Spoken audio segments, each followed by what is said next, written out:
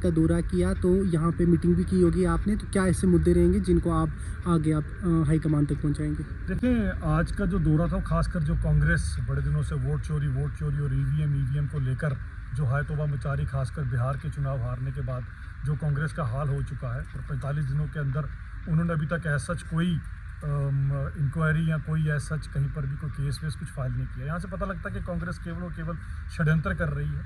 और वोट चोरी की बात ये वो कांग्रेस कर रही है। मुझे लगता है कि हिंदुस्तान के अंदर सबसे पहली वोट चोरी तब हुई थी जब आज़ादी से पहले कांग्रेस वर्किंग कमेटी की जो चुनाव हुए थे, जिसके अंदर जो उनका हेड चुना जाना था, उसके लिए वोट डले थे। 28 वोट उसमें से डले थे सरदार वल्लभ भाई पटेल को, और केवल 2 वोट नेहरू जी को डले थे।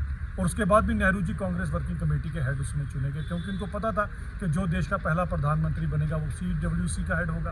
एज ए रिजल्ट जो देश का पहला प्रधानमंत्री बना वो इलेक्टेड प्रधानमंत्री नहीं था, जबकि सिलेक्टेड प्रधानमंत्री था। तो वोट चोरी इसी को कहा जाता है। उसके बाद की वोट चोरी, अगर आपको याद होगा, इंदिरा गांधी जी के समय पर रायबरेली के अंदर जो उनके प्रतिद्वंदी थे, उन्होंने उनके ऊपर केस भी किया था इलाहाबाद हाई कोर्ट का। उसके ऊपर फैसला भी आया था कि इसके अंदर वोट चोरी हुई है, जबकि उसके बाद इन्होंने प्रधानमंत्री को इम्यूनिटी दिलवाकर उससे भी इन्होंने वोट चोरी से अपनी कन्नी काटी। उसके बाद अगली वोट चोरी 1980 में होती है, जब सोनिया गांधी जी अपने आप को वोटर लिस्ट के अंदर डालती हैं, जबकि हिंदुस्तान की नागरिकता उनको 1983 में मिलती है।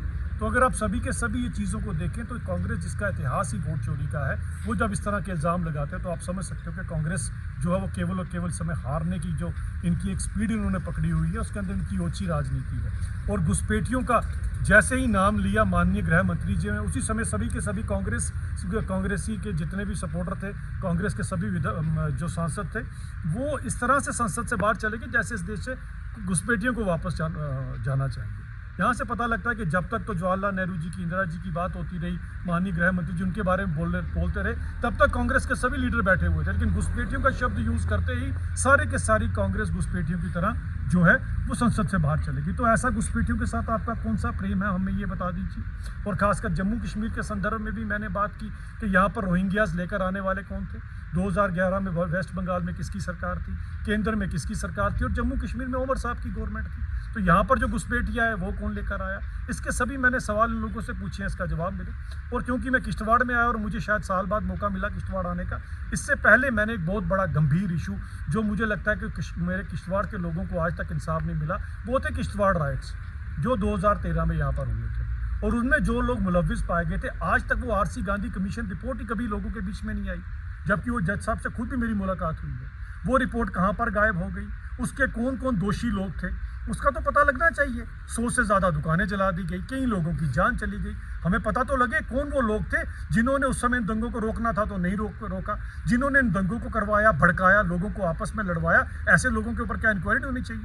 फिर भले वो मंत्री हो, संतरी हो या प्रधानमंत्री, इस देश के कानून से ऊपर कोई नहीं है। अगर किसी को लगता है कि कोई किसी कुर्सी पे बैठ गया तो यहाँ से उसको इम्यूनिटी मिल जाती है, ऐसा नहीं होगा। RC गांधी की उसी कमीशन की रिपोर्ट की फिर से इंक्वायरी के लिए यहाँ किश्तवाड़ के हम सब लोग भी डिमांड करते हैं, और मैं खुद इसको लेकर माननीय उपराज्यपाल से भी मिला। मैंने कहा जी मैं इसको लेकर क्योंकि माननीय LG साहब के पास जाऊंगा कि इसके ऊपर यहाँ तो फिर से, क्योंकि RC गांधी जी अभी भी हैं, यहाँ तो फिर से इसके ऊपर एक बार इंक्वायरी होनी चाहिए, एक बार फिर से कमीशन बैठना चाहिए। दूध का दूध और पानी का पानी होना चाहिए। जिसने भी गलत किया है उसे बख्शा नहीं जाना चाहिए। देखें, ये इतनी पीसफुल धरती रही है, यहाँ पर अगर इस तरह का आपस में अगर लोगों को लड़वा कर अगर कोई वोट बैंक की राजनीति खेलता है तो वो कौन था, ताकि आने वाली जो पीढ़ियां हैं वो सबक ले सकें इन सब चीज़ों से, और ऐसे दंगे हमारे किश्तवाड़ में फिर से ना हो। इसके लिए RC गांधी कमीशन को सार्वजनिक करना बहुत इंपॉर्टेंट है। अगर वो किसी ने डेलिबरेटली छुपाई है तो उसको निकालना बहुत इंपॉर्टेंट है। उस समय कौन थे यहाँ पर हमारे जम्मू कश्मीर के गृह मंत्री, कौन थे मुख्यमंत्री, और कहाँ पर गई वो RC गांधी कमीशन रिपोर्ट? ये किश्तवाड़ के लोगों का मुझे लगता है एक हक बनता है इसको जानने का, और वो जिन लोगों की जान चली गई उनका भी हक बनता है, जिनकी दुकानें जलाई गई थी उनका भी हक। मेरे को तो पहले तो क्योंकि उन्होंने मुझे पहचाना था, मैं उनको नहीं पहचान पाया क्योंकि मैंने देखा नहीं था। उन्होंने मुझे बुलाया अपने पास और मुझे पूछा मैं कौन हूँ। मैंने कहा जी सर नहीं पता। उन्होंने कहा मैं वही हूँ जिसकी कमीशन की तुम रिपोर्ट जो है वो की बात कर रहे थे। मैंने पूछा उनसे, उन्होंने कहा कहाँ गई, मुझे भी आज तक पता नहीं चला, मैंने तो पूरी की पूरी रिपोर्ट जो है बना कर दी थी। तो मुझे लगता है इतनी बड़ी बात है, और बड़े सहज और सुलझे हुए और बड़े ईमानदार से व्यक्ति हैं जिनसे मेरी मुलाकात लकीली मैं उनसे मिला था।